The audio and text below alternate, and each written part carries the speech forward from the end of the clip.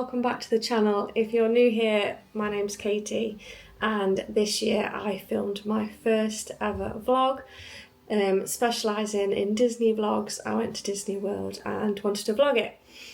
This vlog is to explain what I used, how I edited, how I found the whole process, because when I decided that I wanted to do my first vlog, I really struggled to find anybody out there who would explain everything that I needed to be able to film, then save the data while you were out there without trying not to lose the data. That was the thing I was most scared about. And then once I was back, how do you take that data and edit it and put it on YouTube?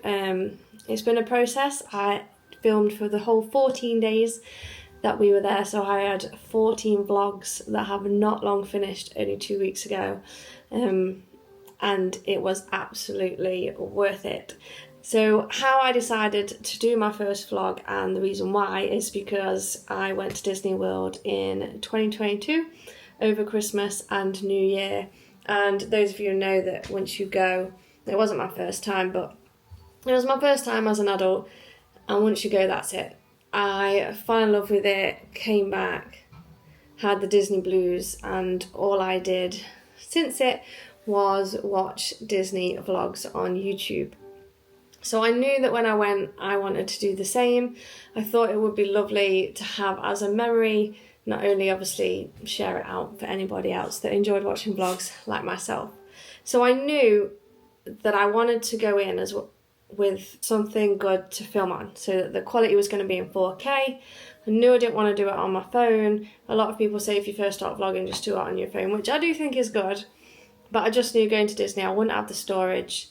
You need your phones for lightning lanes, and I just wanted something else. So I decided that I was going to get the DJI Osmo Pocket 3.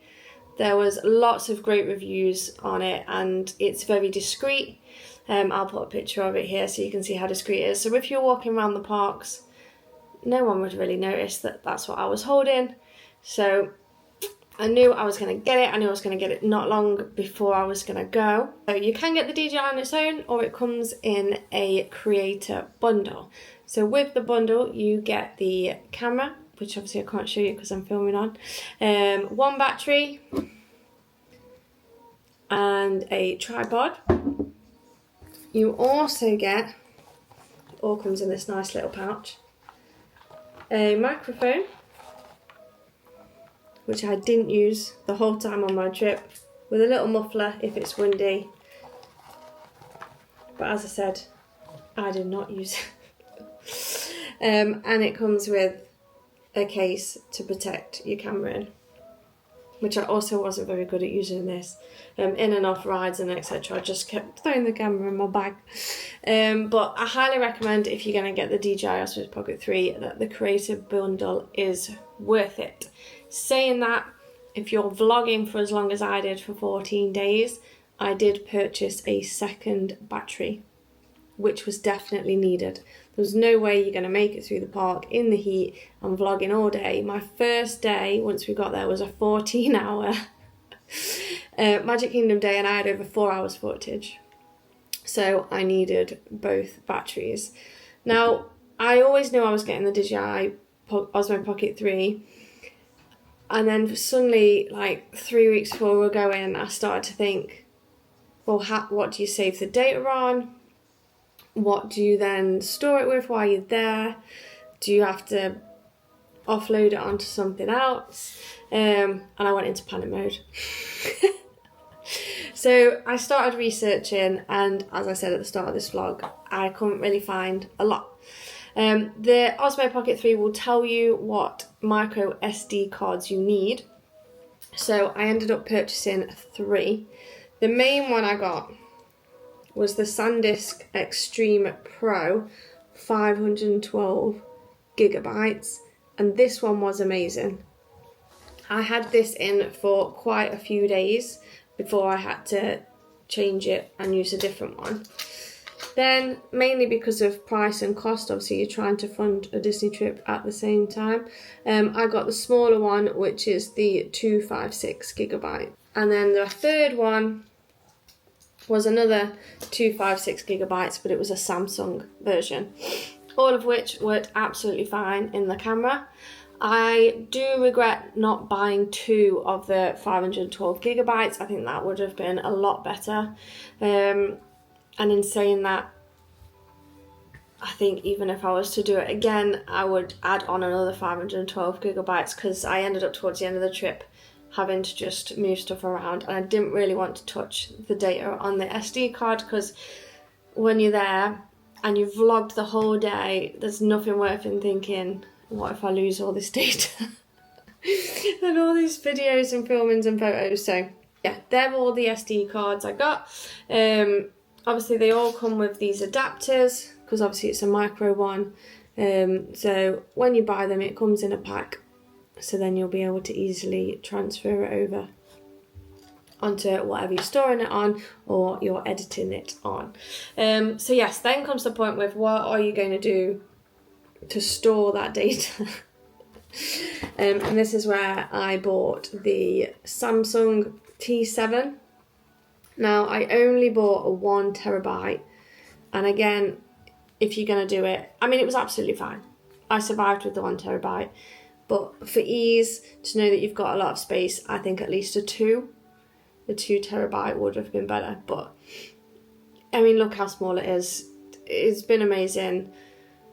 I got into the habit of trying to transfer the data onto this too. So I wanted to have my videos, photos, everything I'd filmed on 2 things, so kept on the SD cards and on here. So I knew if anything went wrong with either one, then I had it. So that's what I did whilst I was there.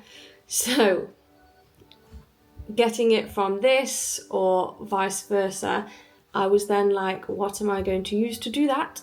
And again, what am I going to use to edit? Now, all I owned was a work laptop. Obviously, I wasn't going to be allowed to, 1, take that away with me, and 2, use that, and it to have the best quality for editing. So I then decided I was going to have to buy a laptop. I decided on an Apple MacBook Air. I got the 13-inch one, and I got the 512 gigabyte. Now, I think there's a smaller one, so I was like, it's probably best. I don't think the price was that much different for me to get a bigger one. And if obviously that's 512 gigabytes, so is this micro SD card, one off. So that just shows you how much data I filled on 3 SD cards, 1 terabyte, and only that on my laptop. So what I did while I was there, filming was easy. Get your SD card, put it in on the camera, and you were good to go. Now, while I was there, I took my laptop with me, and I started to offload the data onto my laptop and then transfer it onto the card, the memory card. This takes longer than you think. So if you are going to do it, try and do it when you get back from the parks and let it download overnight. And now I am no pro. Someone will probably tell me I could have done it a quicker way. But yeah, every couple of days I tried to offload the data onto here, just for peace of mind. I still think I would do it again, but with a bigger one of these.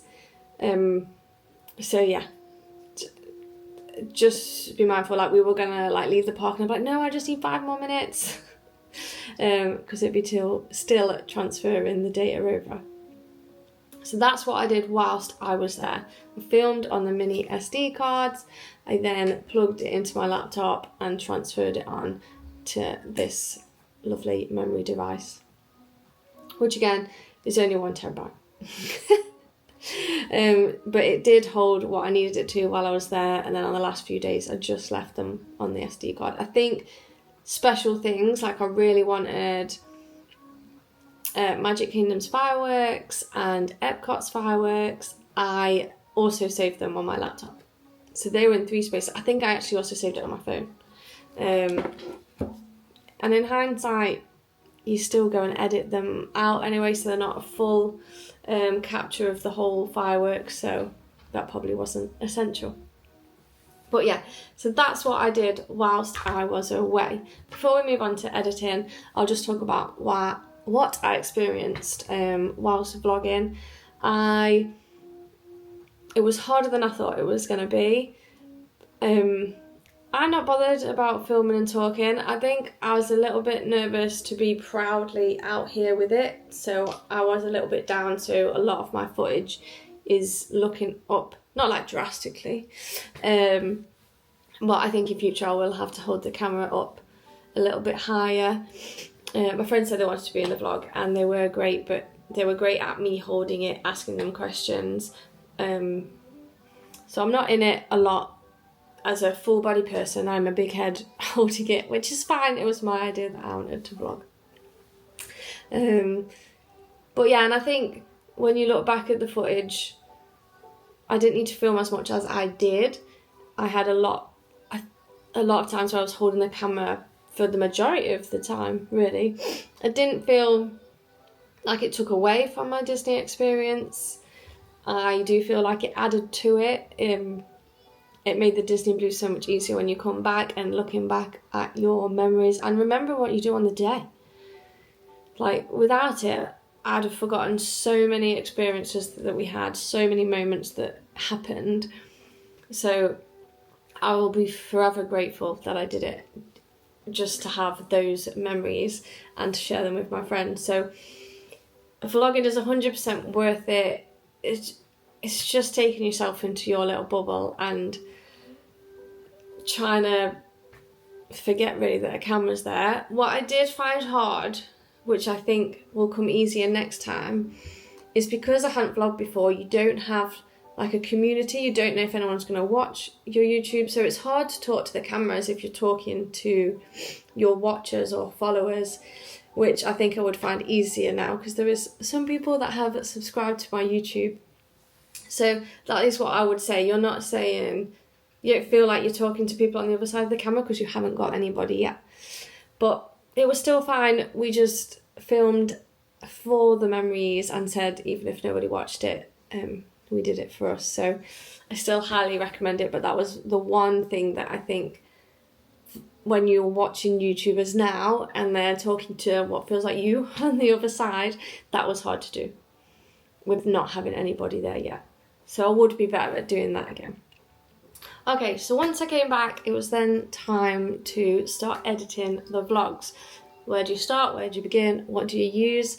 So as I said, I bought the Apple MacBook Air, and all I used on there was the iMovie app. It's free.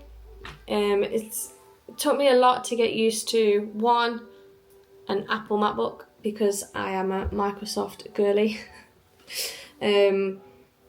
And knowing all the different things on the keyboard and quick things to learn took me a while when I started editing. Also, when you first get started, you want your name, your intro, what music you're going to use. That took the longest. And then I'd have one, I'd be like, I don't like it. I just ended up in the end with music that you're better using no copyrighted music. Mine wanted the song I chose that I just have to put that in the notes on my YouTube, on the description. And I might change it if I vlog again. But for this time I was like, I'm just going to keep using it now. I've started. So it was hard. The first few vlogs I edited took me a while. I committed to every Friday I was going to put a vlog out. This was great to do, just to keep me consistent. And some days, especially, I knew like day one being in the parks, I had 4 hours of footage. And what I started doing was watch and edit, then I'd watch and edit again. And obviously, if you think I've got 4 hours of footage, how long that took. And then obviously, who wants to sit and watch someone's vlog for 4 hours? Maybe some people will when they know me a bit better. But I wanted it to at least be an hour and a half max. So that took some time. As I went on in the vlogs, I'd only watch and edit it once. I'm like, it is what it is. So I did get quicker as I went along. I edited less out, because you get to a point where you know what's good, what's not. You don't need like all of the fireworks, that's going to cause copyright issues. So I got quicker as they went along. Now once you've edited your vlog, then you've got to download it. So you have to download it from iMovie onto your laptop, which doing it in 4K takes a long time. It's going to take at least an hour. The problems I then had with that is if I didn't have enough storage on my laptop that it wanted, it would sometimes want more than what the video says it is. It'd stop and cut out. I had some files that I'd rewatch it and the video would stop, like say 30 minutes in and it is an hour. So I had to be really careful of, once downloading it, then making sure the whole thing had downloaded. And then again, if that doesn't work, you have to go re-download it. So that does take time. And then once you've done that, you have to upload it to YouTube, which again, doing it in 4K takes time. So you have to plan again that that's going to take maybe at least 2 hours for it to be uploaded to YouTube, for them to do their checks. You then, if you want to do the YouTube description, which can be a summary of what you did on the day, and then it can be timestamps of where people could find, like when the parade is that you watched at Magic Kingdom, or the fireworks, for example, or if you're at a certain snack. So that was also a lot that you have to write. All of that takes time, and then again, your vlog could get copyrighted. I had it a couple of times, not a warning, not a strike. Just that it had flagged up that they knew what the song is, but someone had said it was fine for people to use on the vlogs. If that happened, I just left it in. I've only just started, so not about to be monetizing the vlog. So yeah, so I just left them in. Obviously, if you wanted to, you can edit it out. It gives you the opportunity to take that bit out. Some of it got blocked in certain countries, but all I can say is that editing process, technology takes longer than you think. Editing it was absolutely fine once I got the swing of it and got quicker. Downloading it was harder, depending how big the file was, depending how much storage I had. So the other thing is, obviously, once you're making the vlogs and I was saving them onto the laptop, my laptop was quickly running out of storage. So what I did was, I deleted things that I knew. I haven't deleted all my footage. Some people, I think, keep all their footage. Part of me thinks, will I look back at the footage now I have the vlogs? But then again, what if something happens to your vlog? So I edited bits off the storage so I could slowly start putting my vlogs onto the memory card. Which again, obviously, when you vlog again, you'll need a new one of these because this has got the storage. But basically, you can't have anything on your laptop other than a few of your vlogs maybe that you've got, because if you're filming in 4K, it takes up a lot of storage. Again, this is what I did. This is all I know what to do, just from learning at my own experiences. Someone might have a genius idea that I do not know about. I don't know if you can plug something in and then save it directly to there. In hindsight, a bigger one of these probably would have solved a lot of my problems with having to move it around, delete data. I did have one bit in my vlogs which for some reason it filmed, or it stored the data with the filming of the pictures and like the video in, and then the voice separately. So I had one vlog where I had to find which file of talking went with the file of the picture of the filming, but I think that was a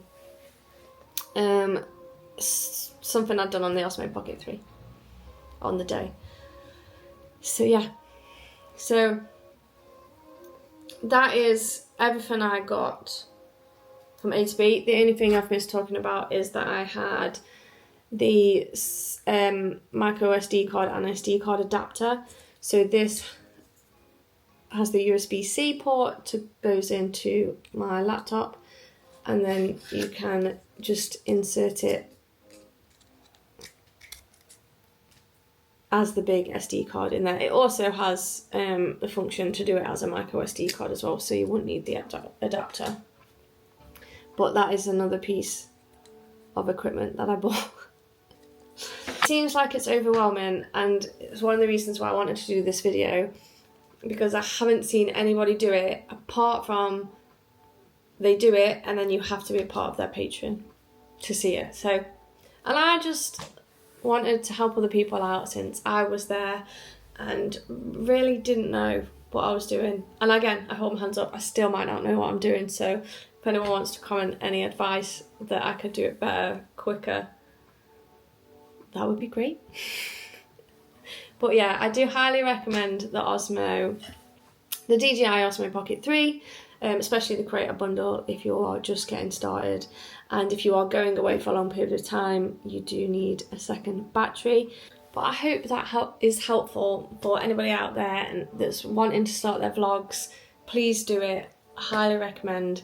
As I said, some people do it on their phones. I feel like people then get two phones though. I struggle with the storage just from taking pictures. But it's very small, it just sits in your hand, it only sits over the top. So rarely, I didn't feel at any point anybody watched me vlogging. I don't know if I'd be bothered either way. Some bits I found hard is like, my husband would be treated it as if we were like on live. Like if we were on TikTok and people over there would be like, you can't say that. I'm like, they can't hear you. I'm going to edit it. So yeah. So the DJI Osmo Pocket 3 Creator Bundle comes with a lot of what you need. It's a shame it really doesn't come with one micro SD card, just so it's a full package to get you started. But it did, I'm not going to lie, the money escalated. The DJI Osmo Pocket 3 content bundle anyway was around £600. I want to say the Samsung was about 50 quid, maybe about 80 quid actually. And then all the SD cards put together, again, probably about 60-70 quid. So my overall experience of all the kit is, highly recommend the DJI Osmo Pocket 3 content bundle. Make sure you get enough storage on your micro SD cards and whatever memory you're going to save it to. And be prepared that it's another full-time job. I got quicker editing it. Some days I'm like, oh my goodness, I've done that in an hour. And then you just have to hope that it downloads and uploads to YouTube quick enough, which is why you can sometimes see some vloggers will be like, oh, it won't upload, or it takes so long for the 4K. It really does. It really does. But if anyone has any questions, please feel free to write them in the comments. I'm happy to help as much as my experience or where I bought things from down below. Please ask. So, will I vlog again? The answer is, you'll have to wait and see. Thank you for watching. Bye bye.